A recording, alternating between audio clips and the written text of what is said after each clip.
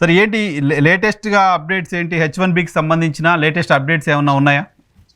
ఈ వారం రోజుల నుంచి 2 లేటెస్ట్ అప్డేట్స్ మెయిన్ గా చెప్పదలుచుకున్నాయండి. ఒకటేంటంటే December 15th నుంచి ఎవరికైతే వీసా అపాయింట్మెంట్స్ ఉన్నాయో అవన్నీ కూడా పోస్ట్ పోన్ అయ్యి March 2026 నుంచి June 2026 ఆటోమేటిక్ పోస్ట్ పోన్ అవుతున్నాయండి. పోస్ట్ పోన్ అవుతున్నాయి. 15th December నుంచి ఉన్నవన్నీ కూడా పోస్ట్ March 15th. పోస్ట్ మార్చ్ నుంచి జూన్ మధ్యలో అపాయింట్మెంట్ అవుతుంది. కాకపోతే ప్రాబ్లమే అంటే వాళ్ళు ఏమంటారంటే వీళ్ళన్నీ కూడా సోషల్ మీడియా, వీళ్ళు ఏదైతే సోషల్ మీడియా మీద యాంటీ అమెరికా మీద ఏమైనా రాసిండ్రా ఎంక్వైరీ చేయడం, వీళ్ళ H1B కానీ వీళ్ళ వీసా స్టేటస్ కానీ క్లియర్గా ఉందా అని ఎంక్వైరీ చేయడానికి మాకు టైం కావాలి అని చెప్పి ప్రభుత్వం దీనికి టైం తీసుకుంటుంది. సో ఇప్పుడు ఎవరికైతే వీసా అపాయింట్మెంట్లు ఉండి ఆల్రెడీ ప్రయాణించడానికి అక్కడి నుంచి యుఎస్ నుంచి ఇక్కడికి వచ్చే వాళ్ళందరూ కూడా అడ్వైజ్ ఏంటంటే రాకండి, మీరు యుఎస్ నుంచి బయటకు వెళ్ళకండి. ఇంకోటి, ఇప్పుడు ఒకవేళ కనుక ఇండియాకి వచ్చిన తర్వాత మీకు వీసా స్టాంపింగ్ ఎట్లా అయిపోయింది కాబట్టి వీసా స్టాంపింగ్ చేసుకోవాలి, మీరు వెనుక పోరాదు కాబట్టి ఇప్పుడు మీ మెయిన్ ధ్యేయం ఏంటంటే ఈ వీసా వచ్చేదాకా మీకు జాబ్ ఉండాలి. అది మీరు ఎట్లా ఎంప్లాయర్ కన్విన్స్ చేస్తారో మీరు చూసుకోండి. అది మెయిన్ ఇంపార్టెంట్. ఇది కొత్తది, ఇది ఓన్లీ ఇది 2-3 రోజుల నుంచి వచ్చిన న్యూస్ అండి. ఓకే, ఇది కాక ఇంకొంచెం డీటెయిల్ గా ఎక్స్ప్లెయిన్ చేయరా సార్? యూఆర్కి ఈజీగా అర్థమయ్యేలా. ఇంకొంచెం నాకు కొంచెం కాంప్లికేటెడ్ అనిపించింది, ప్లీజ్. ఇప్పుడు మీరు యుఎస్ లో H1 మీద కానీ H4 మీద వీసా కూడా ఎక్స్టెండ్ చేసుకుని అనుకుందాం. మీరు ఒక కంపెనీ మీద 3 ఏళ్ళకి H1 మీద పోయినరు, అది ఎక్స్టెన్షన్ చేసుకున్నారు. చేసుకున్న తర్వాత మీరు వెనుకకు వచ్చినప్పుడు మరి వీసా స్టాంపింగ్ అయిపోయింది కదా, ఆ వీసా స్టాంపింగ్ అయిపోయింది కాబట్టి మళ్ళీ మీరు వచ్చి H1B వీసా ఇండియాకి వస్తే మాత్రం మళ్ళీ H1B స్టాంపింగ్ చేసుకొని పోవాలి. అక్కడ ఉంటేనే పని చేసుకోవచ్చు మీరు. ఓకే, కాకపోతే ఇండియాకి వస్తే మీరు 2022లో వచ్చింది. మీరు వచ్చినప్పుడు 2025 దాకా ఉంది, ఆగస్ట్ దాకా ఉంది అనుకున్నాం. తర్వాత మీరు దాన్ని 3 years ఎక్స్టెండ్ చేసుకున్నారు, అంటే 2028 దాకా ఎక్స్టెండ్ చేసుకున్నారు. మరి వీసా స్టాంపింగ్ అయిపోయింది కాబట్టి మీరు ఇండియాకి వచ్చినప్పుడు వీసా స్టాంపింగ్ చేయడానికి పోస్ట్ అన్నట్టు. వాళ్ళందరూ కూడా ఇదివరకు ఏంటంటే వాళ్ళకు డ్రాప్ బాక్స్ లో వేరే ఉండే ఆటోమేటిక్ గా వచ్చేది. ఇప్పుడు కొత్తగా ఏంటంటే డ్రాప్ బాక్స్ లైన్ తీసేసినారు, వీసా అపాయింట్ లేదు, అది తీసేసాను కాబట్టి ఇప్పుడు మీరు అపాయింట్మెంట్ తీసుకొని December 15th అపాయింట్మెంట్ ఉంది అనుకోండి, మీరేమని చెప్పినారు జాబ్ లా, నాయనా నేను పోయి క్రిస్మస్ వెకేషన్ పోయి మంచిగా చేసుకొని వస్తా, January 2nd కల్లా వచ్చేస్తా అని చెప్పి, 2nd కో 3rd కల్లా వచ్చేస్తా అని చెప్పి మీరు ఆడ జాబ్ లో అయిపోయి వచ్చిన తర్వాత ఇప్పుడు అందరి వీసా అపాయింట్మెంట్స్ అన్ని కూడా పోస్ట్ పోన్ చేసి మార్చి నుంచి జూన్ మధ్యలో పెట్టేసింది. ఈ మధ్యలో జాబ్ ఊడబెక్కింది అనుకోండి, నా గరక నా ఘాటుక. ఎందుకంటే వాడు దీనికి H1B రావాలంటే జాబ్ లేదు కదా, వీడే విత్డ్రా చేయాల్సి వస్తుంది. ఇంకో ప్రాబ్లం ఏంటంటే సరేలే ఈ జాబ్ పోయినా ఇంకో జాబ్ తీసుకుందాం అంటే వైఎన్ఆర్ గారు ఇక్కడ ప్రాబ్లం ఏంటంటే ఇండియాలో కూర్చొని జాబ్ అప్లై చేస్తే కంపెనీ కనుక H1B అక్కడి నుంచి అప్లై చేస్తే $1,00,000 కట్టాలి. ఎవడు కడతాడు? కంపెనీ కట్టదు. సో రెంటికి చెట్టర్ రేవడవుతారు.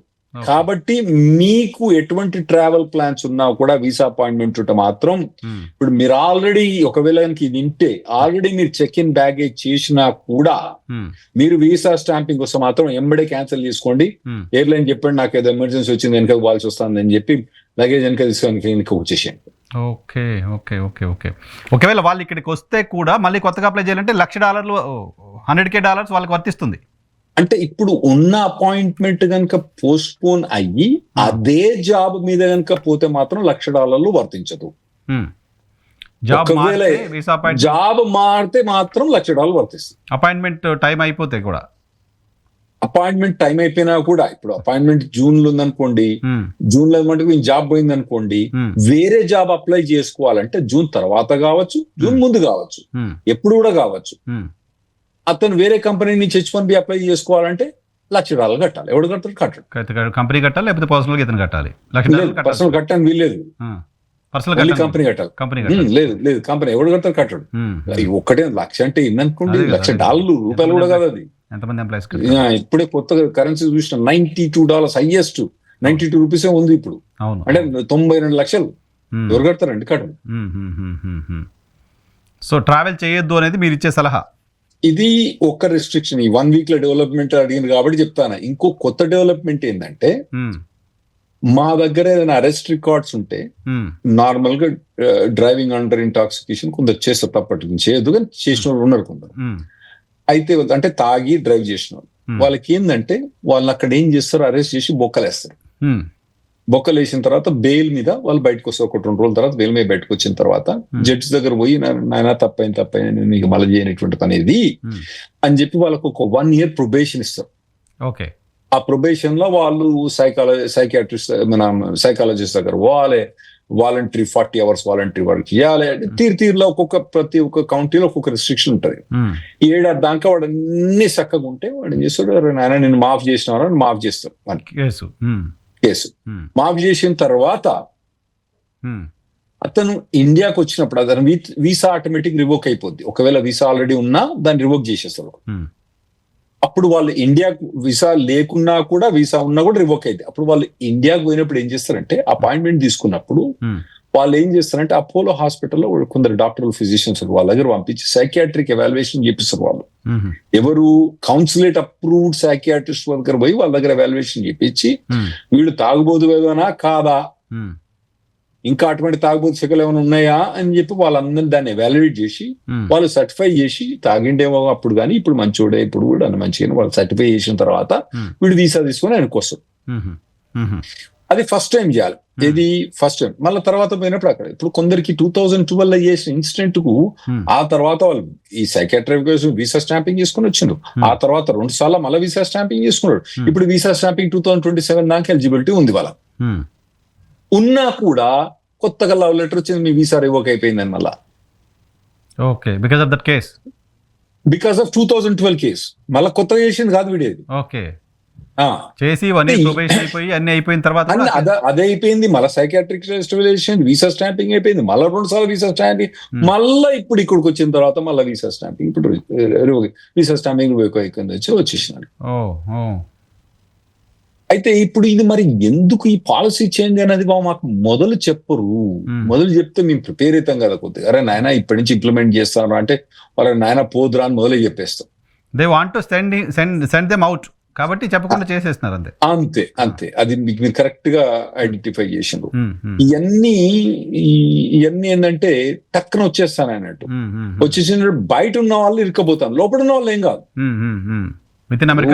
వీసా అపాయింట్మెంట్ ఉందనుకోండి, అతను అక్కనే ఉన్నాడు అనుకోండి, వీసా అపాయింట్మెంట్ క్యాన్సిల్ అయిపోతే నాయన నేను ఇండియా పోనా, ఇంట్లో యుఎస్ లో కూర్చుంటా అనుకుంటాడు. తను వీసా 2027 ఉన్నదనుకోండి, అతను ఇండియాకి వచ్చింది అనుకోండి, స్టక్ అయిపోతాడు. ఎందుకంటే వీసా క్యాన్సిల్ అయింది కాబట్టి మళ్ళీ వీసా అపాయింట్మెంట్ తీసుకోవాలి. మళ్ళీ అసలు ఈ కొత్త పాలసీ ప్రకారం వాళ్ళు వీసా రివోక్ చేయడం ఎందుకు, మళ్ళీ ఇస్తాడా ఇవ్వడా అన్నది కూడా నాకు అర్థం కావట్లేదు ఇప్పుడు. సో ఇవన్నీ ఏంటంటే, ఇవన్నీ ఈ వారం రోజుల్లో వచ్చిన న్యూస్ మీకు చెప్తాను మీకు. సో ఏంటి సార్ దానికి రెమెడీ ఏంటి? రాకుండా ఉండడం అక్కడ ప్రస్తుతానికి అంతే. వీసా ఉన్నా రాకండి, వీసా అపాయింట్మెంట్ ఉన్నా రాకండి, మీరు రాకండి అంతే. కొంతకాలం అమెరికాలో ఉన్న వాళ్ళు అమెరికా బయటికి ట్రావెల్ చేయకపోవడం అనేది ఉత్తమమైన నిర్ణయం. ఈ యొక్క 2 కారణాలే కాదండి. ఈ 100,000 వీసా అన్నది కూడా యుఎస్ బయట ఉన్న వాళ్ళ మీదనే పెట్టిండు. అవును, లోపల. ఇంకోటి డ్రాప్ బాక్స్ అనేది, ఇదివరకు డ్రాప్ బాక్స్ వీసా మీకు ఒకవేళ ఆల్రెడీ వీసా ఉంటే నెక్స్ట్ వీసా కావాలంటే డ్రాప్ బాక్స్ వేస్తే టక్కున వచ్చేసి. ఎందుకు సార్ వీసా డ్రాప్ బాక్స్ ఎందుకు తీసాడు? సేమ్ రీజన్ అది కూడా అంతే. ట్రంప్ ప్రభుత్వం అన్నది యాంటీ ఇమిగ్రేషన్ అనేది మనం మొదటి నుంచి చెప్తూనే ఉన్నాం కాబట్టి అందరూ కొత్త ఏం లేదు. సో ఆ డ్రాప్ బాక్స్ అన్నది. ఇంకోటి ఇదివరకు ఏంటంటే, ఒకవేళ కనుక మీకు ఇండియాలో లేట్ అవుతుందండి వీసా స్టాంపింగ్, అరే పోయి ఎక్కడికో పోయి స్టాంపింగ్ చేసుకోద్దాం, ఎక్కడ పోదాం, వియట్నాంకి పోతే 2-3 రోజులనే వీసా స్టాంపింగ్ దొరుకుతుంది. అక్కడ అపాయింట్మెంట్ 2-3 రోజులు దొరుకుతుంది. అక్కడ పోయి స్టాంపింగ్ చేసుకోద్దాం అంటే అది కూడా క్యాన్సిల్ చేసిండు. ఓహో, వేరే దేశాలకు వెళ్ళి అక్కడ నుంచి స్టాంపింగ్ చేసిండు. ఇప్పుడు కొత్తగా ఈ 5 నెలల నుంచి వచ్చిన రెస్ట్రిక్షన్స్ ఏంటంటే, $100,000 visa, automatic drop box cancellation, third country visa cancellation, తర్వాత ఇప్పుడు ఈ ఆటోమేటిక్ వీసా రివొకేషన్, ఏమైనా క్రిమినల్ రికార్డ్ ఎవరైనా వాళ్ళకు, తర్వాత ఇప్పుడు కొత్తగా ఏంటంటే ఈ vetting process, social media vetting process, అన్ని వీసా పోస్ట్పోన్మెంట్. ఈ 5 రిస్ట్రిక్షన్స్ కూడా విత్ ఇన్ 4-5 months లో మొత్తం వచ్చేసినాయండి. Okay okay okay okay. So ఇప్పుడు ఏంటంటే మీ కొందరు అడుగుతారు, మరి లాయర్ దగ్గర పోయి మొత్తం ఎవాల్యుయేట్ చేసుకొని ట్రావెల్ చేయొచ్చా అంటే మేము అది కూడా అడ్వైజ్ చేయం. ఎందుకంటే లాయర్లు ఏం చెప్పినారు, కొందరు లాయర్లు వీసా ఉన్నదా, ఓకే 2027 దాకా వీసా ఉంది కదా నువ్వు పో అన్నారు. పోయినా వాడు వీసా రివోక్ అయిపోయింది. నేను కూడా చెప్పినా, మరి నాయన మంచుకున్నా ఉందిరా వీసా 2027 దాకా ఉంది, పూరా ట్రావెల్ చేయరా, నీకు ఇబ్బంది ఏమీ లేదురా, ఏం కాదు ప్రాబ్లం అని చెప్పిన నేను కూడా. అందరు లాయర్ మాదిరి నేను కూడా చెప్పిన, కొత్త వింతేం లేదు. వాడు పోయిండు, ఇప్పుడు వీసా రివోక్ అయింది. ఇంకోటి, సార్ నాకు మంచి మైక్రోసాఫ్ట్ కంపెనీకి పనిచేస్తానా, అన్ని మంచి జాబ్ ఉన్నాయి, మొత్తం మంచి హార్వర్డ్ లో డిగ్రీ ఉంది, నాకు మైక్రోసాఫ్ట్ కంపెనీ పనిచేస్తానా, విశిష్టం రే నీకు 98% ఛాన్స్ 99% ఛాన్స్ నీకు వీసా వస్తుందిరా, ఏ ప్రాబ్లం ఉండదురా. పోయింది, వీసా పోస్ట్పోన్ అయింది, ఇప్పుడు జాబ్ పోయింది, జాబ్ పోయింది, H1 పోయింది. సో అపాయింట్మెంట్ లేదు, ఇప్పుడు ఈ అపాయింట్మెంట్ పోస్ట్పోన్ అయితే వాడు జాబ్ లేదు మనకి. నేను అన్ని రోజులు జాబ్ ఆగదు, మంచి కంపెనీ కూడా జాబ్ చేస్తున్నాడు, వాడు ఆగడు, జాబ్ పోయి. సో అదొకటి. డ్రాప్ బాక్స్ కూడా, డ్రాప్ బాక్స్ లో 99% అప్రూవల్ రేటింగ్స్ ఉన్నాయి, డ్రాప్ బాక్స్ లో అని చెప్పి పోయిండు. అది పోయిన తర్వాత వాడు ఇరుక్కపోయాడు. ఇట్లా ఇది ఏ లాయర్ దగ్గర కూడా మీరు పోయినా, అందరు లాయర్ నేను చెప్పినట్టే చెప్పాను, పెద్ద నేను ఇంత లాయర్ కాదు, వాళ్ళు ఇంత లాయర్ కాదు, అందరు అందరం కూడా నామ్స్ చేంజ్ అయిపోయినాయి. చేంజ్ అయితే ఎట్లా తెలవాలా మాకు, ఓవర్ ద నైట్ చేంజ్ అవుతున్నాయి కదా, ఓవర్ నైట్ చేంజ్ అయ్యి వీడు ఫ్లైట్ ఎక్కిండి చేంజ్ అవుతాయి. సో ఇటువంటి అన్ని పాలసీస్ అన్ని చేంజ్ అవుతున్నాయి. కాబట్టి మా స్ట్రిక్ట్ అడ్వైజ్ ఏంటంటే, ఇప్పుడు ఇమిగ్రేషన్ వాళ్ళు స్ట్రిక్ట్ పడిందంటే, నాయన మీరు ఎక్కడ ఉన్న వాళ్ళు అక్కడనే ఉండండి, యుఎస్ లో ఉంటే మాత్రం మీరు తప్పకుండా మీరు ట్రావెల్ ప్లాన్. ఇండియాలో ఉండవు అనుకోండి, మీకు గత్యంతరం లేదు కాబట్టి మీకు వీసా స్టాంపింగ్ పోవాల్సి వస్తుంది. సో సెల్ఫ్ లాక్డౌన్ పాటించాలి ఎవరు కాళ్ళు యుఎస్ లో. అవును, ఇప్పుడు కోవిడ్ అప్పుడు అన్ని రెస్ట్రిక్షన్స్ పెట్టింది కదా, అవును, అన్ని ఉన్నారు కదా, అట్నే ఉండండి మరి.